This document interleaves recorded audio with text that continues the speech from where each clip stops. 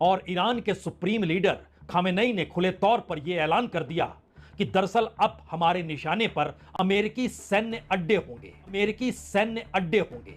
परमाणु ठिकानों को तो नेस्तानाबूद करने का दावा अमेरिका ने कर दिया और इजराइल ने अपनी पीठ थपथपा ली, लेकिन ईरान के भीतर से अब यह आवाज आ रही है कि सब कुछ सुरक्षित है।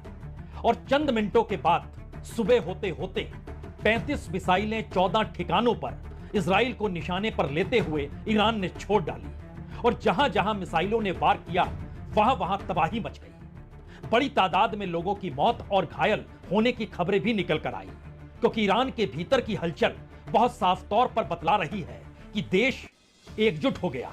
तो फिर ईरान की तरफ से यह आवाज सुबह ही आ गई और ईरान के सुप्रीम लीडर खामेनेई ने खुले तौर पर यह ऐलान कर दिया कि दरअसल अब हमारे निशाने पर अमेरिकी सैन्य अड्डे होंगे।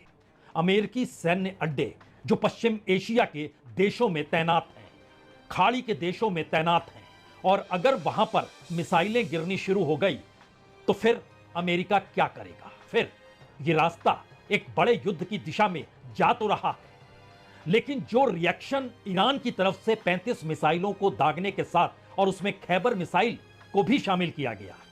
खैबर मिसाइल पहली बार उपयोग में लाया गया और यह कहकर किया कि दरअसल इसकी मारक क्षमता को आप समझ लीजिए, और उसका एक पूरा वीडियो बनाया गया उसको छोड़ने से पहले, और दिखलाया और बतलाया गया कमेंट्री के जरिए कि दरअसल किस तरीके से ईरान इजराइल को अब ध्वस्त करेगा और अमेरिकी सैन्य अड्डों पर निशाना साधेगा।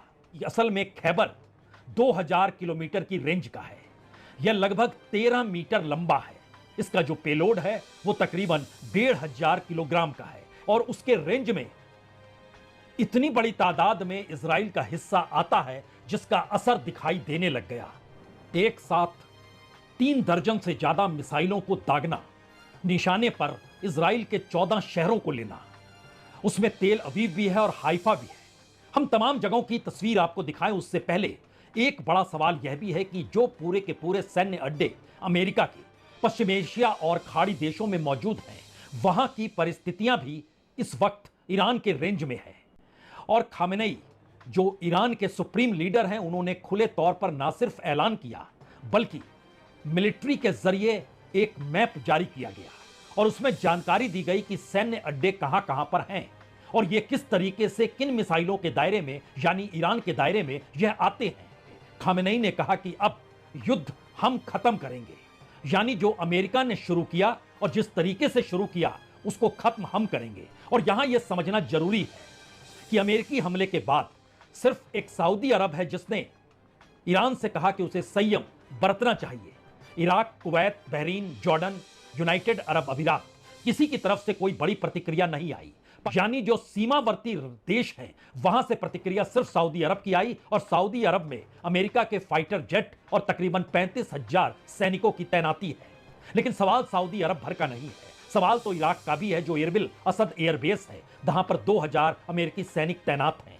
क्या वो ईरान की मिसाइल के रेंज में अब आएंगे और मिसाइलें दागी जाएंगी? बहरीन में तो अल उबैद एयरबेस और साथ ही जो रिफ्यूलिंग की व्यवस्था होती है उसको भी निशाने पर लेने का जिक्र है। कुवैत में तो 5000 मरीन कमांडो हैं, 2 बड़े एयरक्राफ्ट कैरियर अमेरिका के मौजूद हैं, वह भी निशाने पर लेने का जिक्र खुले तौर पर अब ईरान करने से चूक नहीं रहा है। और इसके साथ बड़ा सवाल यह भी है, अगर ईरान के निशाने पर कोई भी सैन्य अड्डा जो अमेरिका का है वो आता है तो उसके बाद अमेरिका क्या करेगा? और अगर अमेरिका ये मानकर चल रहा है या ट्रंप ये मानकर चल रहे हैं कि उन्हें युद्ध की इजाजत जो अपने कांग्रेस से लेनी है, यानी पार्लियामेंट के भीतर से जो सहमति होनी है, अगर उस सहमति से पहले ही ऐसी स्थिति आ जाए जहां पर अमेरिकी सैनिक हताहत हो तो फिर इजाजत लेने की जरूरत पड़ेगी नहीं, या फिर अगर कांग्रेस की वोटिंग होती है तो खुद ब खुद दबाव में कांग्रेस आ जाएगी क्योंकि अमेरिकी सैनिक हताहत हुआ होगा। लेकिन जो खैबर मिसाइल है या जितनी भी मिसाइलें अभी तक दागी गई उसका असर इजराइल के शहरों में क्या हुआ, किस तर्ज पर हुआ, तस्वीरें खुद ब खुद अब बयां करने लगी है। यानी अमेरिका द्वारा बम दागने के बाद जो स्थिति इजराइल के भीतर नजर आ रही थी, यही तस्वीरें बयां कर रही है कि ईरान ने किस घातक हमले के साथ जवाबी कार्रवाई शुरू की है। लेकिन मसला सिर्फ जवाबी कार्रवाई भर का नहीं है, क्योंकि ईरान के साथ जो अलग अलग देशों में उसके अपने खड़े हैं उनके भीतर से भी आवाज आ रही है। वो चाहे लेबनान में हिजबुल्लाह की मौजूदगी हो, चाहे इराक में पीपुल्स मोबिलाइजेशन फोर्स जो कि तकरीबन 2-2.5 लाख के लगभग फाइटर्स हैं। हमास ने भी प्रतिक्रिया दी है गाजा से, और बशर अल असाद जो सीरिया में जो पिछले साल तख्ता पलट दिया गया था, उनके जो फाइटर हैं वह भी जवाब दे रहे हैं। यमन ने तो खुले तौर पर कहा कि अब रेड सी पर से कोई भी अमेरिकी जहाज गुजरेगा तो वह निशाने पर होगा। यानी इस पूरे इलाके में हो मुर्ज हो, जलडुमरूमल हो, या फिर रेड सी हो, या फिर अमेरिकी आवाजाही हो, उसमें ये तमाम मिलिटेंट्स जो कि खुले तौर पर ईरान के साथ हैं, उन जहाज को समुद्र के रास्ते न जाने देने का खुला ऐलान कर रही है।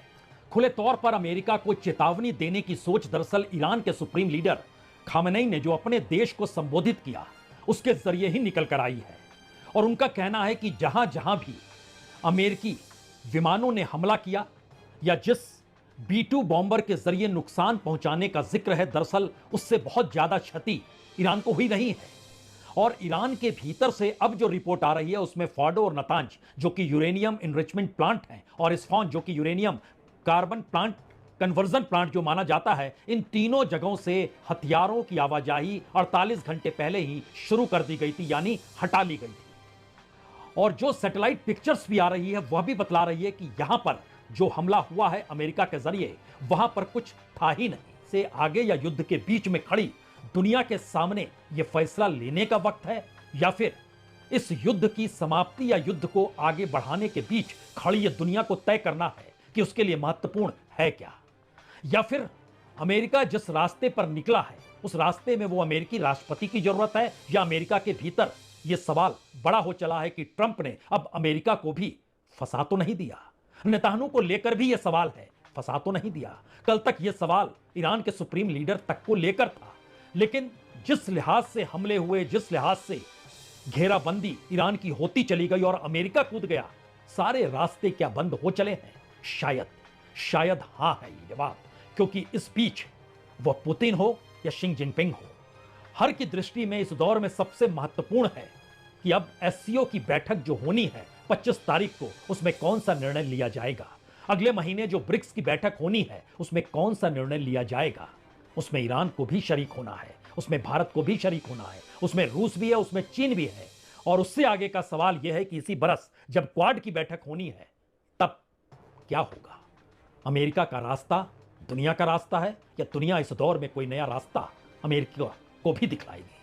शायद यही सवाल है। बहुत बहुत शुक्रिया, बहुत बहुत शुक्रिया।